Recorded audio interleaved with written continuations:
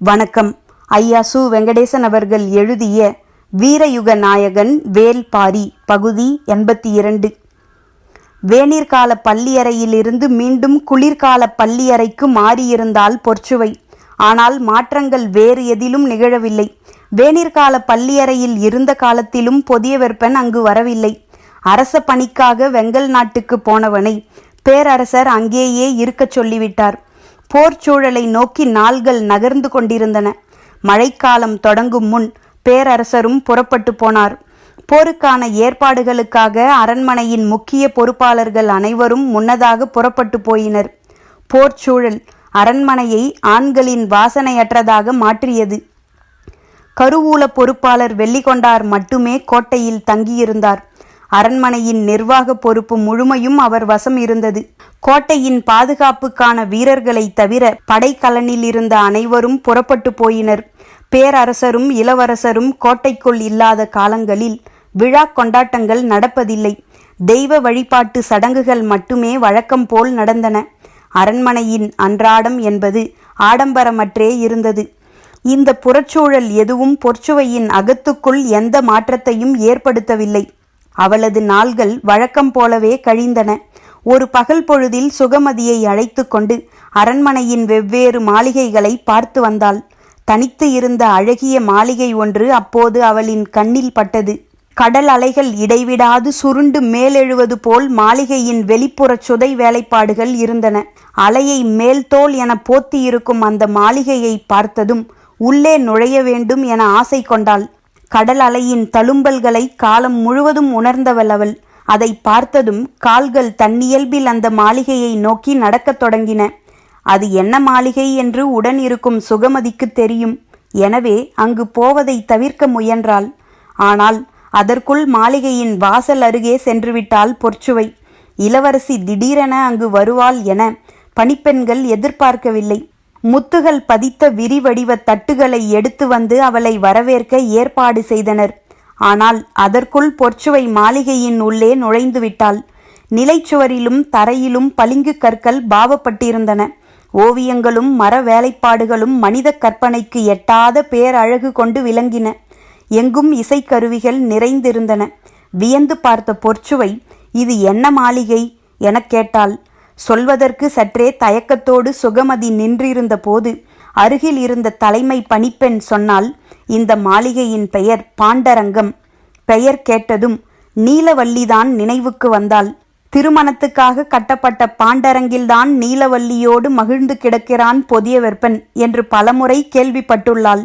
இந்த மாளிகையில்தான் தேவவாக்கு விலங்கின் வடக்கிருக்கும் ஆற்றல் கண்டறியப்பட்டது என்பதையும் அறிவாள். மனதுக்குள் அந்த எண்ணங்கள் ஓடிக்கொண்டிருக்க கண்கள் கலை வேலைப்பாடுகளை கண்டு சுழன்று கொண்டிருந்தன. நிமிர்ந்து மேற்கூரையை பார்த்தாள். அங்கும் வானியல் காட்சிகள் வரையப்பட்டிருந்தன.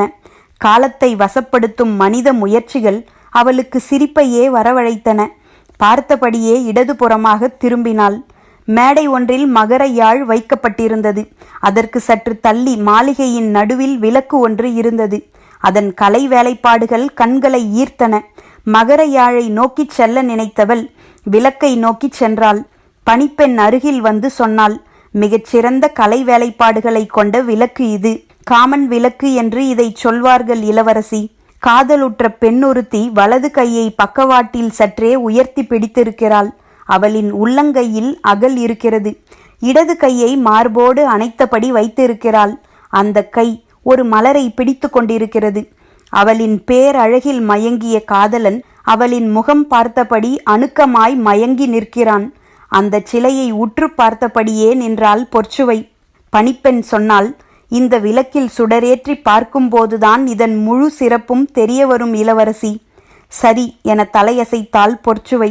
அரங்கின் பிற பகுதிகளிலிருந்து வரும் ஒளியை திரைச்சிலையை இறக்கி மறைத்தார்கள். பாண்டரங்கில் இருள் நிறைந்தது. பணிப்பெண்கள் காமன் விளக்கில் சுடரேற்றினார்கள். முன்திசை எங்கும் ஒளி பரவியது. அரங்கில் இருந்த கண்ணாடிகளும் முத்துகளும் ஒளியை வாங்கி உமிழத் தொடங்கின. பணிப்பெண், இந்த விளக்கின் சிறப்பு உமிழும் ஒளியல்ல, படரும் நிழல்தான் என்று பொற்சுவையை பார்த்து சொல்லியபடி விளக்கின் பின்புறத்தை நோக்கி கை நீட்டினாள். பொற்சுவையும் சுகமதியும் அந்த திசையை பார்த்தனர். ஆணும் பெண்ணுமாக இருவர் நிற்கும் சிலையின் நிழல் ஒற்றை உருவமாக படிந்திருந்தது. சுடர் அசையும் போதெல்லாம் நிழலும் அசைந்து கொடுத்தது. அசையும் நிழலுக்குள் புரளும் உருவங்களைப் பற்றி பணிப்பெண் வியந்து சொல்லத் தொடங்கினாள். கையை உயர்த்தி அவளின் பேச்சை நிறுத்திய பொற்சுவை, திரைச்சீலைகளை உயர்த்துங்கள் என்றாள். சற்றே அதிர்ந்த பணிப்பெண்கள் திரைச்சீலைகளை விலக்கினர். பாண்டரங்கம் மீண்டும் ஒளி கொண்டது. சிலையின் அருகில் இருந்தபடி உற்று பார்த்து கொண்டே இருந்த பொற்சுவை சிறிது நேரம் கழித்து சொன்னால், இந்த சிலையின் சிறப்பு வலது கையில் ஏந்தி பிடித்துள்ள விளக்கோ படரும் நிழலோ அல்ல. அனைவரும் வியந்து பார்த்தனர். இடது கையில் மார்போடு அணைத்து பிடித்திருக்கும் அந்த மலர்தான். சுகமதி அப்போதுதான் அந்த மலரை உற்று பார்த்தாள். இந்த சிலையை வடித்த சிற்பி யார்? பணிப்பெண்களுக்கு தெரியவில்லை. கேட்டுச் சொல்கிறோம் இளவரசி, விரைந்து தெரிவியுங்கள் என்று சொல்லி பாண்டரங்கம் விட்டு வெளியேறினாள். வரும் வழியில் சுகமதி கேட்டாள், அந்த மலரின் சிறப்பு என்ன இளவரசி? அந்த காதலர்களின் முகங்களை பார்த்தாயா? உள்ளுக்குள்ளிருந்து பெருகும் பேரன்பால் மலர்ந்திருக்கின்றன. விளக்கில் சுடரை ஏற்றாத போதும் அந்த முகங்கள் மலர்ந்தே இருக்கின்றன. அப்படியென்றால் அந்த மகிழ்வுக்கு காரணம் விளக்கன்று, வேறேதோ காரணம் இருக்க வேண்டும் என தோன்றியது. அப்போதுதான் அந்த மலரை உற்று கவனித்தேன்.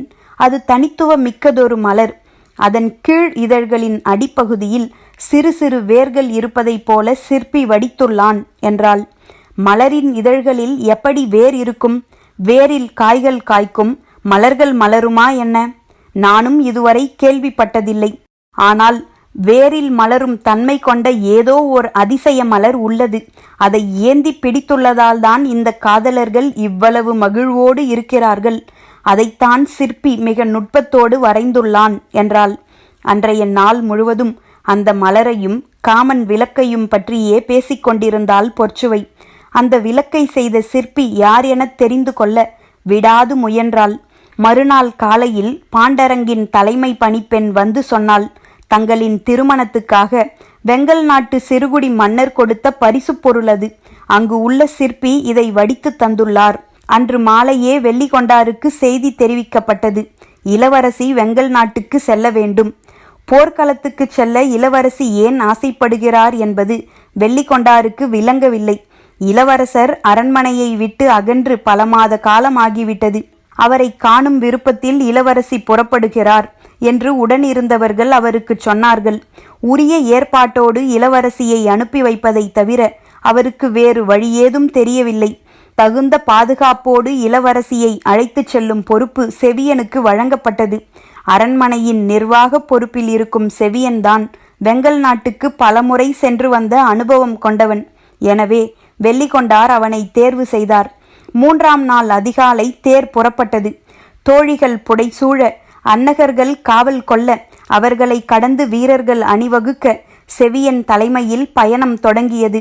செவியனின் குதிரையே முன்னே பாய்ந்து சென்றது. ஆனால் அவனது மனம் குழப்பத்தில் இருந்தது. கடந்த முறை வெங்கல் நாட்டிலிருந்து இளமாறனை மதுரைக்கு அழைத்து வந்தது செவியன்தான். ஆனால் அவனால் அழைத்து வரப்பட்டவன் மீண்டும் உயிரோடு வெங்கல் நாடு திரும்பவில்லை. இப்போதோ இளவரசியை வெங்கல் நாடு நோக்கி அழைத்துச் செல்கிறான். இந்த பயணம் எப்படி அமையப்போகிறதோ என்ற குழப்பத்தில் தவித்தது அவனது மனம். விரைந்து பயணித்தனர். குதிரைகள் இளைப்பாறுதலுக்காக ஆங்காங்கே நிறுத்தப்பட்டன. அப்போதெல்லாம் தேர்விட்டு இறங்கி வெளியில் வரும் இளவரசி சற்று தொலைவு நடந்து இயற்கையின் காட்சிகளை கண்டு மகிழ்ந்தாள். மழைக்காலம் முடிவுற்ற நேரம் இது. வயல்வெளியெங்கும் உழவு தொழில் செழிப்புற்று இருக்க வேண்டிய காலம் இது. ஆனால் காட்சிக்கு அப்படி தெரியவில்லை. அந்த வழி சென்ற 2 பெண்களை அழைத்து கேட்டாள் பொற்சுவை. ஊர்களில் ஆண்கள் இருந்தால்தானே உழவு தொழிலை செய்ய முடியும். எல்லோரையும் போர்க்களத்துக்கு அனுப்பச் சொல்லி அரச உத்தரவு. பிறகு எப்படி பயிர் செய்ய முடியும் என கேட்டுவிட்டு நடந்தனர் பெண்கள். செல்லும் வழியில் எதிர்ப்படும் ஊர்களில் தேர் நின்றது. பெண்களும் குழந்தைகளும் வயோதிகர்களும் மட்டுமே ஊர்களில் இருந்தனர். நீரும் வயலும் இருந்தும் பயிரை விளைய வைக்க முடியாத கொடுமையை பார்த்து கொண்டே கடந்தாள். கொல்லர், தச்சர், பரம்பர் என எவரும் ஊரில் இல்லை. எல்லோரும் போர்க்களம் சென்றுவிட்டனர். தானியங்களை சேமிக்க வழியின்றி இருக்கும் சின்னஞ்சிறு ஊர்களில் எல்லாம் கோடை காலத்தை பற்றிய கவலை இப்போதே வரத் தொடங்கிவிட்டது. ஏறக்குறைய எந்த ஊரும் இந்த ஆண்டு முழுமையான அறுவடையை செய்யவில்லை. வரப்போகும் காலம் எவ்வளவு கொடுமையாக இருக்கப் போகிறது என்பதை ஒவ்வொருவரின் கண்களிலும் கண்டாள் பொற்சுவை. 2ஆம் நாள் பயணத்துக்கு பிறகு அவள் மனிதர்களை பார்ப்பதை தவிர்த்தாள். காட்சிகள் மனதை கலங்கடிப்பனவாக இருந்தன. எனவே திரைச்சீலை விலகாமல் பார்த்து கொண்டாள். தொடர்ந்து பயணித்து வெங்கல் நாட்டு மாளிகையை அடைந்தனர். பாண்டிய நாட்டு இளவரசியின் திடீர் வரவு வெங்கல் நாட்டு அரண்மனையை திகைப்புறச் செய்தது. புதிதாக கட்டப்பட்ட மாளிகை ஒன்றில் அவள் தங்க வைக்கப்பட்டாள். போர்க்களம் பலகாத தொலைவு தள்ளி இருக்கிறது. செவியன் அங்கு சென்று மயூர் கிழாரை காண முயன்றான். ஆனால் அதற்கு வாய்ப்பில்லை எனத் தெரிந்தது. மயூர் கிழாருக்கு செய்தி அனுப்பப்பட்டது. அவர் வரும் வரை காத்திருந்தனர். 2ஆம் நாள்தான் செய்தி மயூர் கிழாரை எட்டியது. அவர் காலாட்படையின் வடகோடியில் இருந்தார். செய்தியை அவர் முதலில் நம்பவில்லை. உலகின் பேரழகி என வர்ணிக்கப்படும் பாண்டிய நாட்டு இளவரசி தனது அரண்மனைக்கு வந்துள்ளாரா? வியப்பு நீங்காமல் குதிரையை விரைவுபடுத்தினார். பொதியவெற்பன் மதுரை கோட்டையிலிருந்து நீங்கி பல மாத காலமாகிவிட்டது. அதனால்தான் இளவரசியாரும் புறப்பட்டு இங்கு வந்துள்ளார் என்று எண்ணியபடியே அவள் தங்கியுள்ள மாளிகையை அடைந்தார். பாண்டிய நாட்டு வழக்கப்படி நுண்ணிழை பட்டுச் சரடுகளால் ஆன திரைச்சீலைகள் அலையலையாய் மறைத்திருக்க அப்பால் நின்றிருந்த இளவரசி திரை விலக்கி வெளியே வந்தாள். தலை தாழ்த்தி வணங்கிய அவர் இளவரசியின் வருகையை வர்ணித்து கூறிய வார்த்தைகளை முடிக்க நீண்ட நேரமானது. பொற்சுவை மகிழ்ந்து அவரது வரவேற்பை ஏற்றாள். அமைச்சர் முசுகுந்தரிடம் நான் வந்துள்ள செய்தியை தெரிவியுங்கள். அவர் பொருத்தமான நேரத்தில் பேரரசரிடமும் இளவரசரிடமும் இந்த செய்தியை சேர்ப்பார் என்றாள். உத்தரவு இளவரசி, அவ்வாறே செய்கிறேன் என்று கூறி புறப்பட ஆயத்தமான மயூர் கிழாரை நோக்கி சுகமதி கேட்டாள். இளவரசியாரின் திருமணத்துக்கு காமன் விளக்கை பரிசாக தந்தீர்கள் அல்லவா? அந்த விளக்கை செய்த சிற்பி எங்கே? மயூர் கிழார் உள்ளுக்குள் மகிழ்ந்தார். இந்த மாளிகைக்கு இளவரசர் வரும் நாளன்று காமன் விளக்கு இங்கு இருக்க வேண்டும் என இளவரசி விரும்புவதாக எண்ணிக்கொண்டார். உடனடியாக அதற்கு ஏற்பாடு செய்கிறேன் என்று கூறிய மயூர் கிழார் அரண்மனையின் தலைமை சித்திரக்காரர் குழல் தத்தனை அழைத்து காராளி எங்கு இருந்தாலும் அழைத்து வர உத்தரவிட்டு போர்க்களம் திரும்பினார். குழல் தத்தன் வயதில் மூத்தவர். இளவரசியை கண்டு வணங்கினார். காராளியின் ஊர் மலைக்குன்றுகளுக்குள் இருக்கிறது. போய் திரும்ப 3 நாள்கள் ஆகும் என்று சொல்லிச் சென்றார். இளவரசி பொற்சுவை பயண களைப்பு நீங்க ஓய்வெடுத்தாள். 3 நாள்களுக்கு பிறகு குழல் தத்தன் வந்தார். ஆனால் உடன் யாரும் வரவில்லை. இளவரசியிடம் பணிந்து சொன்னார். காராளி வர மறுத்துவிட்டான் இளவரசி. யாரும் எதிர்பாராத பதிலாக இருந்தது. பாண்டிய நாட்டு இளவரசியின் அழைப்பை ஒரு சிற்பி மறுத்து சொல்கிறானா என சற்றே கோபத்தோடு கேட்டாள் சுகமதி. குழல் தத்தன் பேச்சற்று நின்றார். ஏன் மறுத்தான் எனக் கேட்டாள் பொற்சுவை. குழல் தத்தன் எந்த விளக்கமும் சொல்லாமல் நின்றார். மீண்டும் கேட்டாள் பொற்சுவை. காரணத்தை சொல்வதன்றி குழல் தத்தனுக்கு வேறு வழியில்லை. வாக்கு தவறியவனின் சொல்லுக்கு மதிப்பளிக்க மாட்டோம் என காராளி கூறுகிறான். பொற்சுவைக்கு புரியவில்லை. வாக்கு தவறியது யார் எனக் கேட்டாள். தயக்கத்தோடு குழல் தத்தன் சொன்னார், எங்கள் மன்னர் மயூர் கிழார். சற்றே அதிர்ந்தார் பொற்சுவை. பரம்பின் மீது தாக்குதல் தொடுக்கவோ தொடுப்பவருக்கு உதவியோ செய்ய மாட்டோம் என்பது எம் முன்னோர்களின் வாக்கு. மயூர் கிழார் அதை மீறிவிட்டார். இனி இந்த மண்ணை நான் மிதிக்க மாட்டேன் என கூறி வர மறுத்துவிட்டான் என்றார் குழல் தத்தன். காரணம் அறிந்ததும் அமைதி கொண்டாள் பொற்சுவை. அந்த அமைதி அவன் மீதான கோபமாக உருமாறவில்லை. என்ன சொல்ல போகிறாரோ என குழல் தத்தன் எதிர்பார்த்திருக்க, அவன் இங்கு வரவேண்டாம், நான் அங்கு செல்கிறேன் என்றாள் பொற்சுவை. குழல் தத்தன் பதறிப்போனார். இளவரசியார் மலை குன்றுகளுக்குள் இருக்கும் அவனுடைய இடத்துக்கு போக வேண்டுமா என்றார். அதற்குள் அவளின் ஆணை அன்னகர்களுக்கு தெரிவிக்கப்பட்டது. பல்லக்குகள் ஏற்பாடாயின. நாளை காலை புறப்படலாம் என்று சொல்லிவிட்டு உள்ளே சென்றாள் பொற்சுவை. மயூர் கிழாரை கண்டு இதை தெரிவிக்க முடியவில்லை. அவர் மூவேந்தர்களின் படைக்குள் எங்கு இருக்கிறார் என்பதை அறிவதே இயலாத செயலாக தோன்றியது. எனவே அழைத்துச் செல்வதை தவிர குழல் தத்தனுக்கு வேறு வழியில்லை. பல்லக்கை சுமந்தபடி காரமலையின் அடிவார குன்றுகளுக்குள் நுழைந்தனர் அன்னகர்கள். குழல் தத்தன் முன்னால் போய்க் கொண்டிருந்தார். காரமலையின் அடிவாரத்தில் உள்ளொடுங்கி இருக்கும் 6 ஊர்களும் வெங்கல் நாட்டுக்கு உட்பட்டவை. அதற்கு முன்னும் பின்னுமாக இருக்கும் ஊர்கள் பரம்புக்கு உட்பட்டவை. உடலெங்கும் வியர்த்து கொட்டியபடி இருந்தது. ஆனாலும் பரம்பு மக்கள் மீதிருந்த நம்பிக்கையில் அவர் துணிந்து அழைத்துச் சென்றார். எந்த ஓர் ஆபத்தும் அவர்களால் நேராது என்பது அவரின் எண்ணம். சரிவு பாறையில் வண்ண கலவை கொண்டு ஓவியம் வரைந்து கொண்டிருந்தான் காராளி. அவன் இருக்கும் இடமறிந்து அங்கேயே அழைத்துச் சென்றார் குழல்தத்தன். மலையேற்ற பாதையில் கூட பல்லக்கை குலுங்காமல் தூக்கி வந்தனர் அன்னகர்கள். திரள் கொண்ட அவர்களின் தோள்களும் துடுப்பு போன்ற அகலமான பாதங்களும் அதற்கென பழக்கப்பட்டவை. சற்று தொலைவில் இருந்த காராளியிடம் போய் பேசினார் குழல்தத்தன். காராளி திரும்பி பார்த்தான். பல்லக்கை கீழ் இறக்கி கொண்டிருந்தார்கள். உள்ளே இருந்து பெண்ணொருத்தி இறங்கி அவனை நோக்கி வந்தாள். வருபவர்தான் பாண்டிய நாட்டு இளவரசி என்று சொல்லி அந்த இடம் விட்டு அகன்றார் குழல்தத்தன். சுகமதி பல்லக்கின் அருகேயே நின்று கொண்டாள். இளவரசியை மகிழ்ந்து வரவேற்க காராளி ஆயத்தமாக இல்லை. தலையை தாழ்த்தியபடி உயிரற்ற குரலில் வரவேற்பு சொல்லை கூறினான். தனது வரவை விரும்பாத ஒருவனின் முன் நிற்கிறோம் என்பதை முதல் பார்வையிலேயே உணர்ந்தாள் பொற்சுவை. ஆனாலும் என்ன, அவனது கலை என்னை இங்கே வர வைத்திருக்கிறது. வாக்கு மீறியவன் மன்னனேயானாலும் அவன் மாளிகைக்கு வரமாட்டேன் என்று சொல்லும் துணிவு பிடித்திருக்கிறது. அதனால்தான் வந்துள்ளேன் என மனதுக்குள் நினைத்தபடி சொன்னாள். நீ வடித்து தந்த காமன் விளக்கு மிகச் சிறப்பாக இருக்கிறது. 1.5 ஆண்டுகளுக்கு முன் செய்து தந்த விளக்கை பற்றி என் நினைவு வந்தது. எல்லோரையும் போல அதன் சிறப்பை அறியாமலேயே சிறப்பித்து கூறும் இன்னொருவர் என நினைத்தபடி நன்றி என்றான் தலை நிமிராமல். அந்த சிலையின் அழகு சுடரில் ஒளியேற்றும் போது இணைந்து விழும் நிழலில் இருப்பதாக கூறினர். ஆனால் எனக்கு அவ்வாறு தோன்றவில்லை என்றாள். சற்றே விழிப்புற்றான் காராளி. தாழ்த்தி இருந்த தலையை மெல்ல உயர்த்தி இளவரசியை பார்த்தான். உங்களுக்கு என்ன தோன்றியது எனக் கேட்டான். அவள் இடது கையில் பிடித்திருக்கும் மலரில்தான் அந்த சிலையின் உயிர் இருப்பதாக நினைக்கிறேன். வியப்புற்று விரிந்தன கண்கள். காராளி சொற்களின்றி அவளின் முகம் பார்த்தபடியே நின்றான். நான் சொல்வது சரிதானா எனக் கேட்டாள். சற்று இடைவெளிக்கு பிறகு, எப்படி கண்டறிந்தீர்கள்? நீ விளக்கில் வடித்துள்ள சிலைகள் அவ்வளவு உயிர்ப்போடு இருக்கின்றன. அவர்களின் முகங்களில் இருக்கும் மகிழ்வை வார்த்தைகளால் சொல்ல முடியாது. அதற்கு காரணம் இடது கையில் ஏந்தியிருக்கும் மலர்தான். அவள் அதை உயிரென காத்து வைத்திருக்கிறாள். ஆம், அதுதான் மலர்களிலே அதிசிறந்தது. காதலின் குறியீடாக மலை மக்கள் போற்றுவது.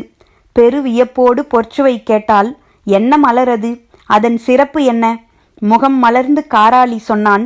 நிலத்தில் பூக்கும் பூக்கள் எல்லாம் ஒரு முறைதான் மலர்கின்றன. பிறகு காய்ந்து உதிர்ந்து விடுகின்றன. ஆனால் நீர்ப்பூக்கள் அப்படியன்று. அவை மலர்கின்றன, பிறகு கூம்புகின்றன, மீண்டும் மலர்கின்றன. பூக்களின் அதிசயம் நீர்ப்பூக்கள் என்றுதான் பலரும் கருதுவர். ஆம், அதிலென்ன ஐயம் எனக் கேட்டாள் பொற்சுவை. நீர்ப்பூக்களைப் போல மலர்ந்து பிறகு கூம்பி மீண்டும் மலரும் பூ ஒன்று நிலத்திலும் இருக்கிறது. பெருவியப்போடு, நீ சொல்வது உண்மையா எனக் கேட்டாள் பொற்சுவை. ஆம் என்று சொன்ன காராளி, அதில் வியப்புக்குரிய செய்தி இதுவன்று, இதனினும் சிறந்த ஒன்று உள்ளது என்றான். சொல்லி முடிக்கும் முன்னர், என்ன அது என்று கேட்டாள். காராளி சொன்னான். முளைக்கும் பயிர் நிலத்தை முண்டி மேலே வருவதைப் போல வேரிலிருந்து முளைக்கும் இந்த மலர் நிலத்தை முண்டி மேலே வந்து மண்ணோடு மலரும். இதன் வியப்புக்குரிய குணம் என்னவென்றால், மனிதர்கள் யாரேனும் அருகில் போனால் மலர்ந்த அதன் இதழ்களை மீண்டும் கூப்பி உள்ளே இழுத்து கொள்ளும். அதன் மேலிதழ்களில் சிறு சிறு முற்கள் இருக்கும். பார்ப்பவர்கள் ஏதோ முள்காய் மண்ணுள் கிடக்கிறது என நினைத்து கடந்து போய்விடுவார்கள் என்றான். பொற்சுவை அசையாமல் கேட்டுக்கொண்டிருந்தாள். காராளி பேச்சை நிறுத்தி அமைதியானான். அப்படியென்றால் மனிதர்கள் இதை பார்க்கவே முடியாதா? முடியும். பேரன்பால் ஒன்று கலந்த காதலர்கள் மண்ணுள் புதைந்திருக்கும் இதன் அருகே உட்கார்ந்து ஈசல் புற்றை மெல்ல ஊதுவது போல மூச்சுக்காற்றால் ஊத வேண்டும். காதல் இணையர்களின் மூச்சுக்காற்று படப்பட கொஞ்சம் கொஞ்சமாக இந்த மலர் மலர்ந்து வெளிவரும் என்று சொல்வார்கள். பொற்சுவையின் உடல் நடுங்கி அடங்கியது. நீ சொல்வது உண்மையா? ஆம் என்றான் காராளி. இதன் ஆதிப்பெயர் நிலமொரண்டி. ஆனால் காதல் மலர் என்றால்தான் காட்டில் உள்ளவர்களுக்கு தெரியும். பொற்சுவை சொல்லின்றி நின்றாள். பாரியும் ஆதினியும் தங்களின் மூச்சுக்காற்றால் மலர வைத்த காதல் மலரை ஏந்தி நின்றார்கள் என்று என் ஆசான் ஒரு முறை கூறினார். அந்த காட்சியை நான் கற்பனையாக வரைந்திருந்தேன். மயூர் கிழார் புதுமையாக ஏதாவது பரிசுப் பொருள் செய்ய வேண்டும் என்று சொன்னபோது அந்த ஓவியத்தையே விளக்காக வடிவமைத்தேன். எல்லோரும் சிலை அமைக்கப்பட்ட கோணத்தால் நிழல் படர்வதைத்தான் கவனித்தார்களே தவிர கையில் ஏந்தியிருக்கும் காதல் மலரை யாரும் கவனிக்கவில்லை. நீங்கள் மட்டுமே அந்த அதிசய மலரை கண்டறிந்திருக்கிறீர்கள் என்றான். மூர்ச்சையாவதைப் போல தாக்குண்டு நின்றாள் பொற்சுவை. நீ வடித்துள்ள சிற்பத்தில் இருப்பது பாரியும் ஆதினியுமா? அவர்களை நினைத்துதான் அந்த ஓவியத்தை வரைந்தேன். அந்த ஓவியம் கொண்டே சிற்பத்தை உருவாக்கினேன். அப்படியெனில் அதில் இருப்பது அவர்கள்தானே? மிரட்சியிலிருந்து மீள முடியவில்லை. பாண்டிய பேரரசின் பாண்டரங்கத்துக்குள் இத்தனை காலமாக இருப்பது பாரியின் சிலையா? கலங்கி நின்றாள் பொற்சுவை. மனங்களை வெல்லத் தெரிந்தவன் ஒருபோதும் தோல்வியடைய மாட்டான். நாடுகளையும் காலங்களையும் கடந்து கலைகளால் அவன் வாழ்வான்.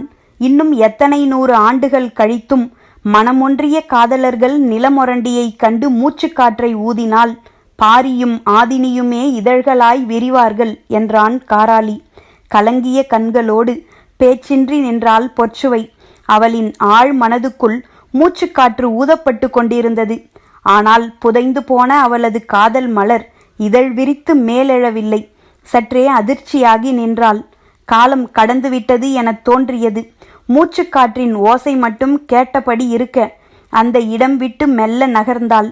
எதுவும் சொல்லாமல் போகிறாரே என நினைத்த காராளி பொற்சுவையை பார்த்து கூறினான். நாங்கள் 6 ஊர்க்காரர்களும் வெங்கல் நாட்டைச் சேர்ந்தவர்கள்தான். ஆனால் வாக்கு தவறியவனுக்காக வில்லேந்த மாட்டோம் என்று உறுதி கொண்டுள்ளோம். எனவே போர்க்களம் புகப்போவதில்லை. தங்களுக்கு விருப்பமானதை சொல்லுங்கள் இளவரசி, செய்து தருகிறேன். தள்ளிப்போன பொற்சுவை கண்களை துடைத்தபடி திரும்பினாள். முகம் மெல்ல மலர்ந்தது. காராளியை பார்த்து சொன்னாள், எனக்கு வேண்டியதை நீ தந்துவிட்டாய். அவளது புருவங்கள் இசைவாய் வளைந்து கீழிறங்குவதும் இமையோரத்து மயிர்கால்கள் அதை எவ்வி பிடிக்க முயல்வதும் யாராலும் வரைய முடியாத ஓவியம் போல் இருந்தன. அந்த அழகிய விழிகளை விட்டு காராளியின் கண்கள் விலகவில்லை. பேச்சின்றி நின்ற காராளியை பார்த்து என்ன என்றாள் பொற்சுவை. இந்த உலகில் வரைய முடியாத ஓவியங்கள் இருக்கும் வரை ஓவியன் வரைந்து கொண்டே இருப்பான் என்று சொல்லி மீண்டும் வண்ண கலவையை கையில் ஏந்தினான் காராளி. பரம்பின் குரல் ஒலிக்கும்.